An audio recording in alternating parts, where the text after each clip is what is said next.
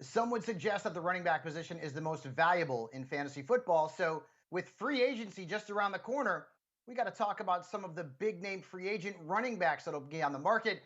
Joined here by Jim Mora, former NFL head coach and coach over at UCLA. The biggest free agent running back, Jim, is certainly going to be Aaron Jones coming in. He'll be entering his age 26 season. He's been a top 5 fantasy running back 2 straight years. Would you expect him to remain in Green Bay, or are there greener pastures somewhere else? Well, I wouldn't be surprised to see him move and chase the money and put himself in a position where, he can continue to be as productive as he is. I mean, he's so darn productive. It's amazing.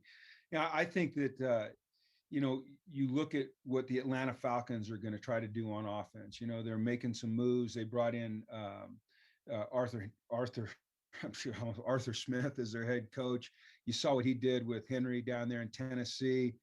I think that could be a landing spot for him. But we're going to find out really early in free agency whether he's moving or if he's, going to stay in Green Bay. But he's a fun one to watch, man. He can do it all, and he puts the ball in the end zone.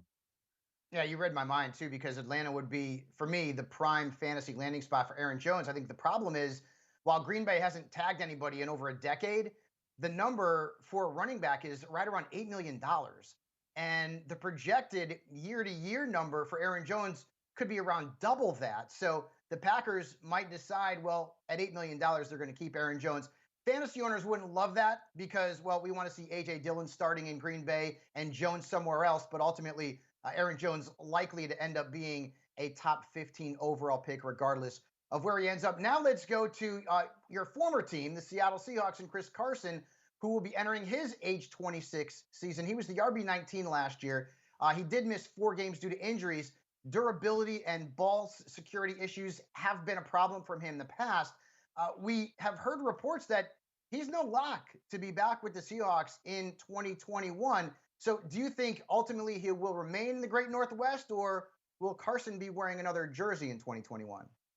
I think he's going to the opposite corner of the United States of America, the New York Jets. I think that Joe Douglas made the statement that they want to build up front on the offensive defensive line, which to me translates into we want to run the ball better. I don't know what their commitment is right now to Sam Darnold. We'll see. But I think that this is a place where he could end up and be very valuable to that team and be more productive. Now, when a running back has ball security issues, I don't know that those ever go away. When you have durability issues as a running back, that's a concern. So I think people have to move with a little bit of caution, but he has been productive. And as you said, he's still young.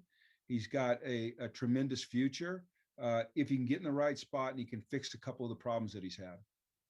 If Carson does end up in the Big Apple, I'd say he's probably in that RB2 conversation.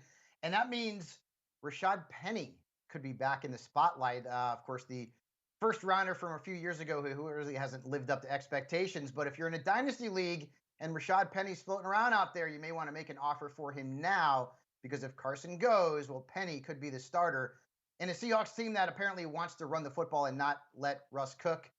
Those of us in the fantasy football world may not agree with that, but ultimately, Penny could be the guy in 2021. Thanks, Coach, as always. And of course, for the best fantasy sports and gambling analysis, be sure to check out si.com/fantasy and si.com/gambling.